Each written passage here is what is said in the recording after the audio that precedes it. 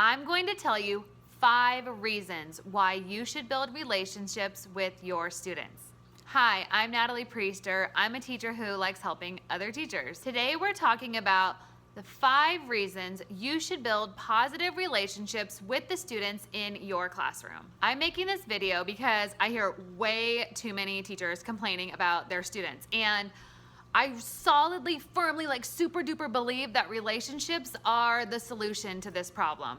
I believe relationships are at the foundation of everything we do in our schools.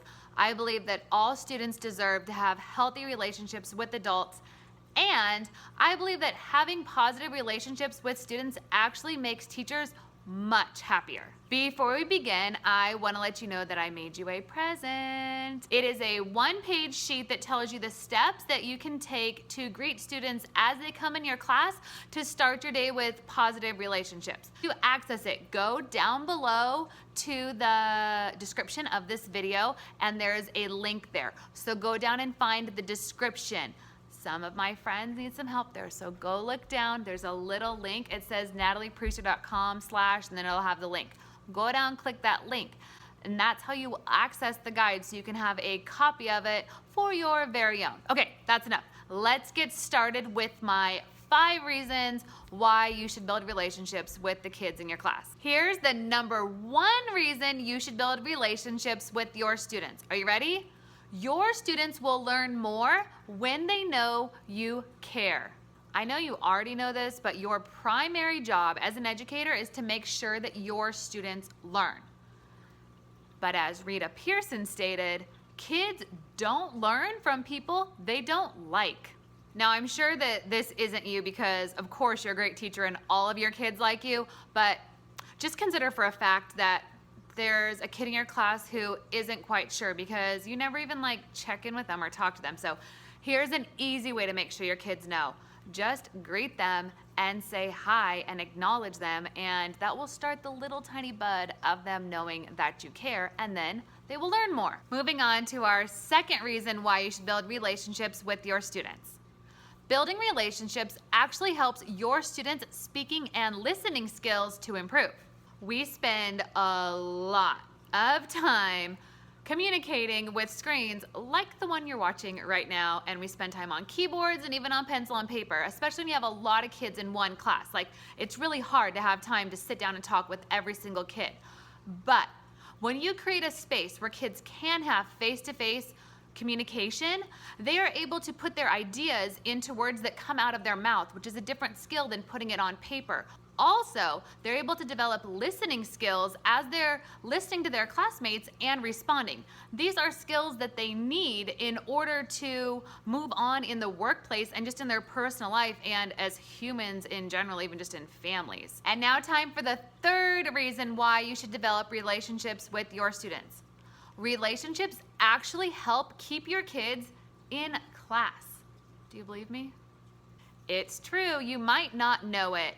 Well, maybe you know it, but you don't know the facts about it, but it's a real thing that as humans, we actually are healthier, physically and mentally healthier, and we live way longer when we are surrounded by healthy face-to-face relationships. There's a whole book about this. It's called The Village Effect by Susan Pinker. I totally recommend it. By the way, I'll put a link to that in the bottom down there too, so click down. But not now, later, go read the book. Okay, when you take time to form a little village in your classroom where your kids have connections, then their well-being improves and they feel better, especially if you teach middle schoolers like me. There's so many things that are stressful to them, and all of those stressors actually make kids sick. And then they miss our class, and then they miss learning, and then our job gets harder and harder and harder. So build a little village of caring relationships in your class so your kids will be in class with you. Time for the third reason. Relationships actually help your students to behave better. I want you to think of one of your most challenging students. Got it? Now, I'm sure that you've taken some time to talk to your colleagues or go to some meetings, and you've learned a little bit about this kid's life, whole picture. And chances are, if you were listening closely, that student has probably experienced some sort of trauma or other adverse childhood experience. Humans who have been through these things, they need relationships in order to heal. It's not overnight. Like, it's a really big challenge that these kids are up against. But one of the proven ways to help these kids heal is through relationships, positive ones, caring ones, consistent ones. And we're teachers. They see us every single day. We're a consistent person in their life. If you develop relationships with these kids, positive ones, and help connect with them, I'm not saying be their BFF, but connect with them like the teacher way. How are you doing? What's up? Do you need some space? Did you eat last night? Just checking in with those little tiny things. It helps these students to heal. And as they heal, their behaviors that drive you insane will slowly get better, and you can even work with the kid on developing more pro-social behaviors, and that will make your class this calmer place, and just it'll be more chill for everybody. Bottom line, remember, we're all humans. Our whole species evolved because we were able to form relationships and connect with each other and care for each other.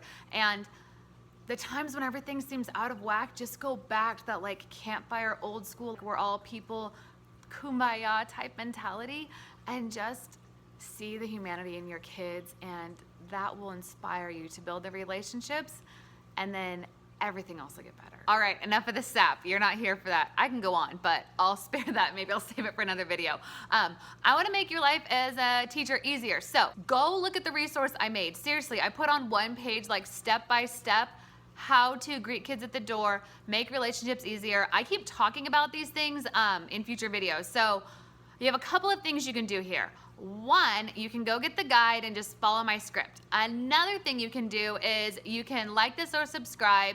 Well, subscribe.